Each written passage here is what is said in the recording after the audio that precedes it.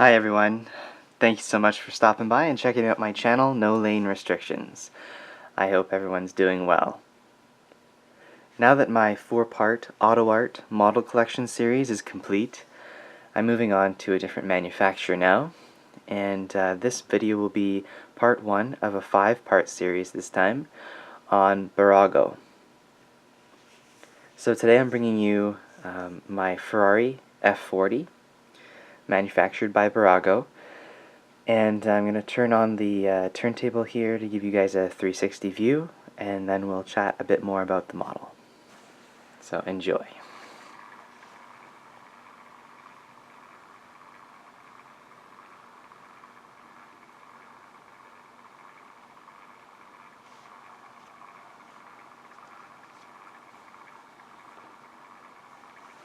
So this Bburago is very special to me as it was given by a family friend before her passing, and it is actually one of 2 that she passed on to me for my collection.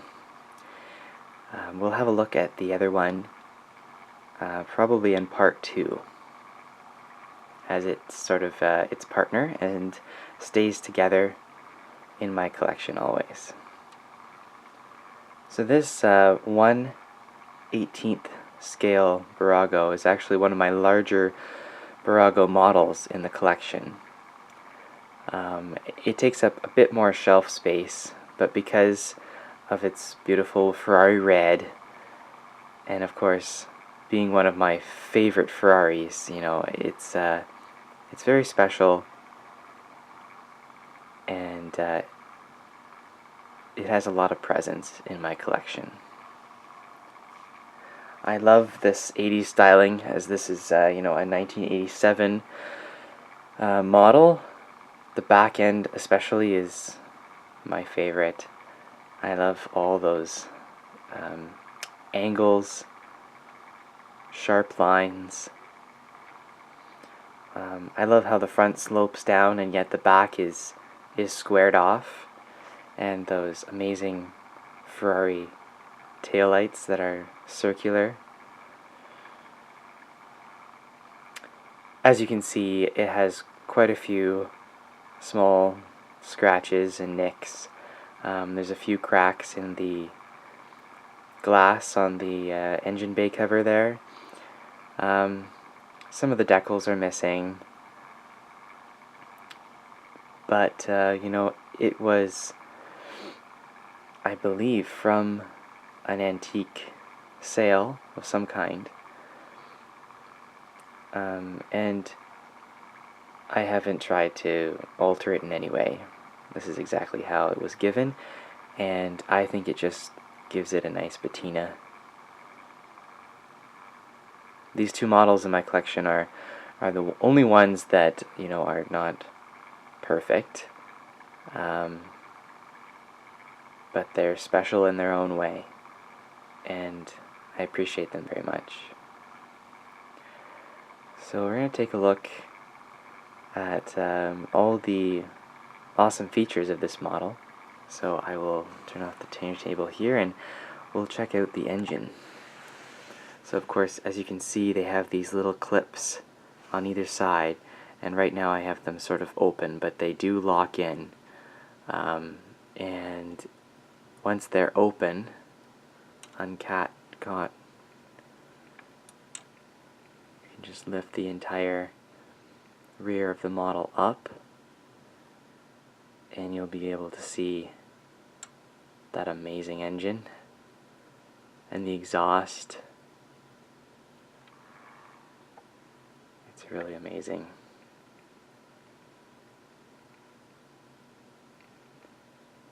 I know these models are not quite as detailed as the ones that we recently saw, part of the auto art series, but I like these models for their simplicity, in the sense that they do a fantastic job in detailing, but overall everything is not quite as in-depth as the auto art. But they still do a fantastic job. You'll even see here the shock absorbers there and the suspension. It's really nice. So again, you'll see they have this mesh here, and like I talked a lot about the Auto Art models, I like that you can still see through the mesh inside, and that's a feature that carries over between those two manufacturers.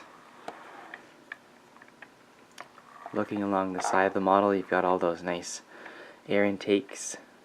And of course the doors open, and you have that huge tub that the driver would have to step over and in. You've got the racing seats with the harnesses. You've got that wonderful gated shifter there. So in this case you can see the pedal box and the steering wheel, everything is nice. If you look at the gauge cluster, in this case it's a decal compared to the realism of the gauges from the Auto Art series.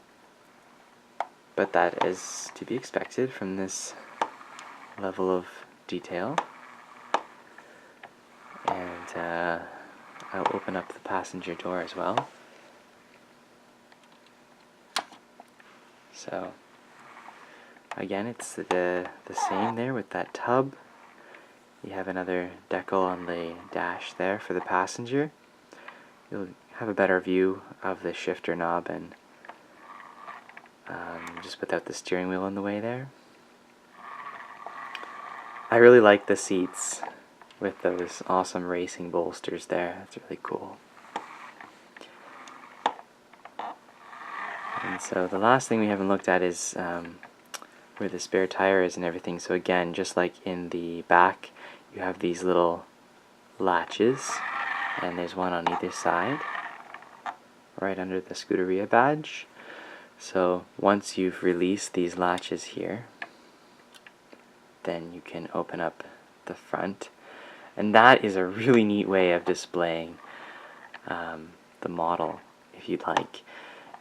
The rear engine bay cover doesn't stay open unless you use something to prop it up, but as you can see, just due to the hinge and just gravity, the front cover stays open nicely. And there you can see the full-size spare tire, and even the little belt buckle there that holds the tire to the frame of the car. And you've got some other fluid jars and etc. So it's a nice feature. I think it's a great way to display it as well. It's a neat piece. The entire piece, you know, just opens up and folds back down, so it's kind of cool. And in order to close it, you really have to make sure these latches are all the way up. Otherwise, it stops it from being seated properly on the bumper.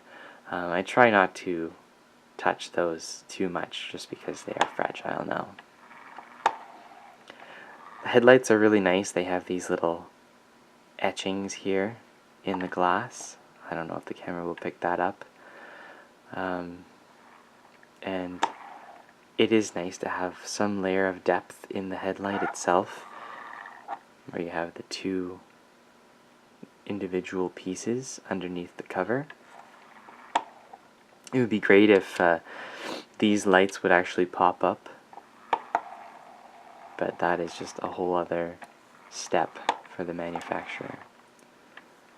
So again, there's the rear that I was talking about with those really nice circular brake lights and turn signal lights. And the huge spoiler is really cool. I love that feature of the F40, and I love all these vents that are cut into the die-cast. And the 3 exhaust pipe. It's really nice there. And it is really neat, these door cards here that you'll see. You can see that they have, of course this is built as a racing car, so you don't have door handles and electric windows, etc. So you're going to have, just a fabric pull to close the door, and you can see it there on both doors. So those door cards are pretty neat. I love the rims and the tires. You can really see the tread around the tires, and the Pirelli logos on all four. It's a nice touch. And again, just as like we saw on the back, we still have actual mesh that is see-through, and it's not just a solid piece. I'm a huge fan of that kind of detail on my models, so whenever I see one, it's something special. So let's just turn this turntable on here once again with the doors left open. I'll give you another view here.